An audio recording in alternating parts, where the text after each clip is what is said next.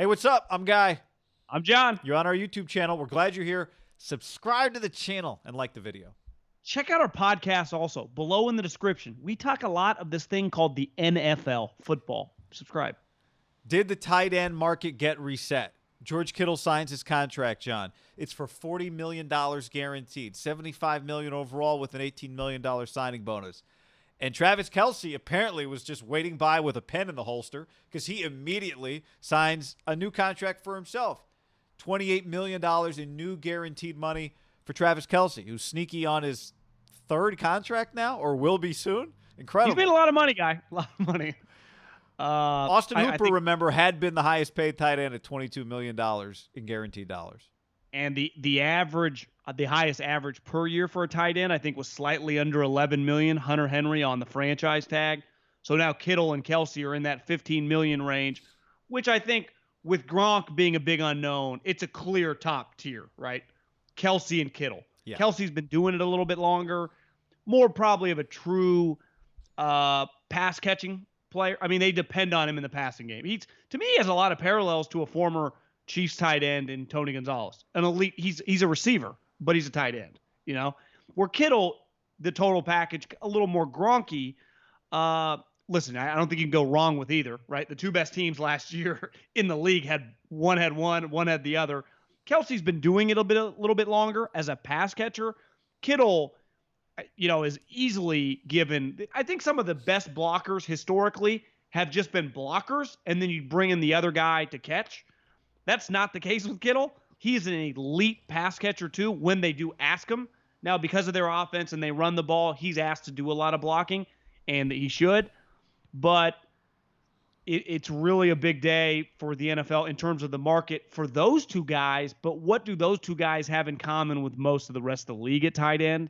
Not much. Where I think we often see it with receivers, because it's so easy to produce, you can jumble. Like Amari can say, well, I moved teams. I play with a shitty quarterback. I didn't have that much less production after 3 years than Michael Thomas, this, that, and the other, and then their numbers kind of get close.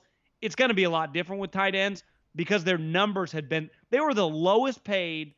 The highest paid tight end was the lowest paid player of all the highest paid players per position, right? It was the last. I think guard was second. Guards made more than tight end, the top tight end and the top guard, which is crazy. That's no longer the case now and shouldn't be because of George Kittle. Not like Austin Hooper, to me, was properly paid. Yeah, well, think about it, John. Who's gotten the biggest two contracts of 2020? Of COVID era, there have been two massive contracts signed in the pandemic. Mookie Betts and Patrick Mahomes. Yeah. Arguably the greatest football player going and maybe the second, third best baseball player going right now. So, in other words, recession-proof. Yeah. Right? Like, what else is recession-proof? Amazon. I mean, not many things. Like, these guys are Amazons then, right? These guys are Mahomeses and Mookie Bettses, and don't be an average tight end and pull up this contract and be like, well, I'm ready for my $34 million guaranteed. It's not going to work like that. Well, we talked earlier today before we recorded stuff when we saw the numbers of Kelce, it's pretty clear. It feels crazy when you say this about guys that are like just 30 years old. Like, he's probably a Hall of Famer. You were probably a little more bullish. Did you call him a lock Hall of Famer? Well, I said he's got how many catches the last 2 years? 200. 200, John. 200. To me, now he's got a ring. He is at the point where if we look back and say, if it turns out that he just finished his prime and now he's just really good, solid for 3 years, that's a Hall of Fame career, yeah. He's already been a 2-time first team and a 2-time second team All-Pro, 5-time Pro Bowler. And like you said, all the stats speak for themselves. And before that, it was like 85 and 83 back-to-back years. And he's still why wouldn't he have 90 the next couple years? Like, to me, Kittle, he is on a Hall of Fame trajectory, but he has Kelce's now been doing this a little bit longer, right? Drafted in 13, Kittle drafted in 17. So there's 4 years of work that he has to put on. Well, Kelce, his first year didn't really he was hurt. He didn't play, but. True, but by like his third year, he became a star, and then the team was really good. Now, luckily for Kittle, he became a star when the team was shitty, and now it's about, like, one thing that's helped Kelce out, right? When's the last time the Chiefs didn't make the playoffs when Kelce was playing? You can't even remember. And when are they not going to make the playoffs? Like lock the next couple years. Kittle, you can get 3 more years of playing on playoff teams and you be the best player. That's how you become a lock Hall of Famer. And I think that's where these guys, in a weird way, are going to be connected moving forward. Like Mahomes, he got that 10-year, he got like the A-Rod version of present day value of NFL quarterbacks in 2020.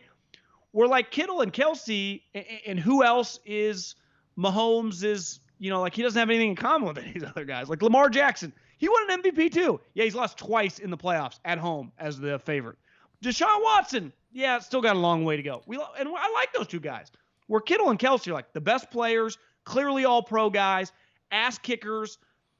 Kelce's not the best player on his team because the team has Mahomes, but you could argue like he ain't any lower than like 3rd or 4th. You're right? saying and they got You're saying that elite we're players. not going to see a quarterback get a 12-year contract anytime soon.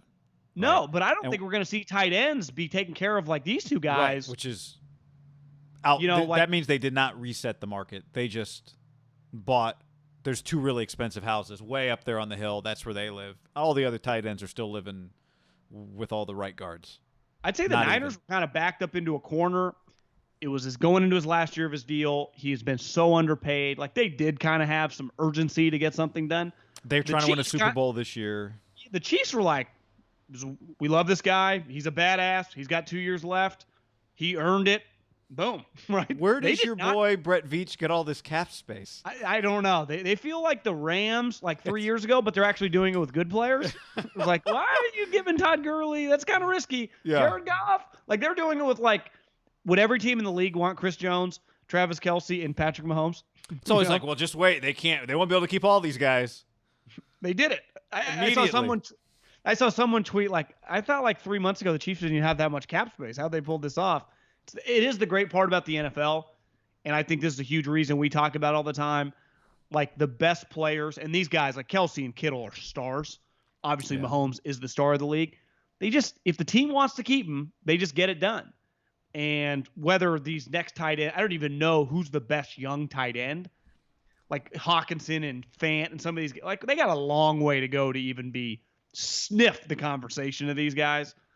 I think those 3 guys, like the 2 Chiefs guys and the 49ers guys, like when you think NFL stars, Mahomes the first guy, but I think Kittle and Kelce if you just went to the average 15-year-old that likes the NFL, would he not know who both those 2 guys are? Yeah. Right? Yeah, I mean, they are star players. And I think Kittle and Kelce, they're a little different, but they're similar in the sense that their personality is just kind of magnetic, right? It's like they feel fun. They have fun playing football. They're easy players to watch. I mean, they're just great players. Here's one at a for position you, John. that's like how many times like receivers can be small and big and they're so fast. Like when you see guys 6'3", 6'4", moving like those 2 guys move, it is just it's fun to watch. Belichick's been like, yeah, that's why I love that position for the last 2 decades. Gronk and he of whom we do not speak. Yeah. Darren Waller. Is Darren Waller going to get a $30 million contract? He just got extended. He's got a ways to go. How much did he get extended for? I think a couple years, but it was really low. I think it was like $11 million. I mean, they had him. He was in a position to not. He really had leverage one big them. season. Like to me, 90 you got catches, but yeah, 90 catches is impressive. It is. But these guys have been doing it on winners in big games. I mean, I don't think you can underestimate Kittle. The other thing I think both these teams have going Chiefs, for them. The 49ers would not trade George Kittle straight up for Kelce. No. Would the Chiefs do the deal? I mean, maybe. It's complicated, right? He's younger. It's not as black. I just say for them, Kelsey's they good feel enough very that they good would about just their stick guy. with their guy. Yeah, they could. Unless they were tired of him or didn't like him or something. Which clearly they don't, right? Because they wouldn't have done this extension if they didn't.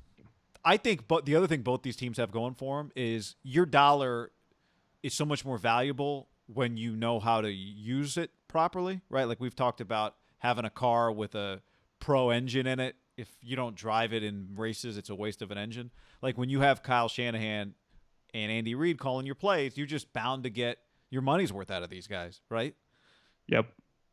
when you're playing in big games, you're just bound to get your money's worth out of these guys. As opposed to, did it make sense for the Jags to make Jalen Ramsey the highest paid cornerback in the NFL at their point in their franchise? Right? Or even the Jets to give Jamal Adams all that money. Worth so much more to the Seahawks than he is to the Jets. Yeah, good players, premium players, when you have to, I don't even want to use the word overpay because I don't think Kittle got overpaid at all. I mean, I actually think he got underpaid. But he's worth so much more to the Niners than he even would be to teams that would want to get him, unless those teams were like, he'd be worth a lot to Seattle. He'd be worth a lot to like Pittsburgh. Like he'd be worth to the Eagles. But if you just put George Kittle on just a random, like the Lions, like it wouldn't mean as much. You know, a guy like that. Yeah. And I think the key is now you've seen is like the Niners are placing a premium on paying important players, right? That we think they're going to eventually pay Trent Williams if it goes well. They've paid, obviously, Jimmy Garoppolo. They paid when they traded for – it didn't work out, but they placed a premium on defensive linemen when they tried to get D4. I mean, they got D4'd. It kind of has backfired, but I like doing that over just like a safety or a guard. Like you got to pay the premium. Look at who the Chiefs paid. Their quarterback, their star tight end, and their star pass rusher. Like as long as you – that's where the Rams got in trouble. It's like, you know, you overpaid a quarterback who actually you can live with. Like the thing that really screwed them was you gave the wrong money to a wide receiver, Brandon Cooks, it backfired, and you paid a running back who's not even on your team anymore. But if you had just paid your left tackle, and it's like, you know, he's no longer a Pro Bowler, but he's still solid. Like you can live with that. If Chris Jones in a couple years is just like solid, you're okay. Well, to me, it's like it's baseball, right? What the old adage was, you build up the middle. It's like you paid a shortstop, a center fielder, and a starting pitcher if you're the 49ers, right? Who did the Rams pay? Like a setup man, yeah, a utility guy, second baseman. Yeah, the easiest positions to replace. Yeah. So to me, the key is with huge money or just large guarantees is for the guy to maintain his level of play. Yeah. Right. And be available. That's another thing that can really kick you in the dick. Right. If a guy gets injured. Because now, even for Kittle, I think this deal, $40 million, but he's got to be, for the next 3 years, there can't be a 2-year stretch where he plays in 12 games. Right. Yep. So they just need him to be available. And you've always said, and I agree, he's like Gronk. He's a little recession-proof in his play. Like, even if he's a little banged up, like, you're fine. Like even if he doesn't get you 8 catches, he's just going to he'll run the shit out of the ball, and him and Trent Williams. You'll be fine. But if he misses 2-month stretch, like that hurts. Yep. All right, let us know what you think about the tight end market. Kelce and Kittle down in the comments below.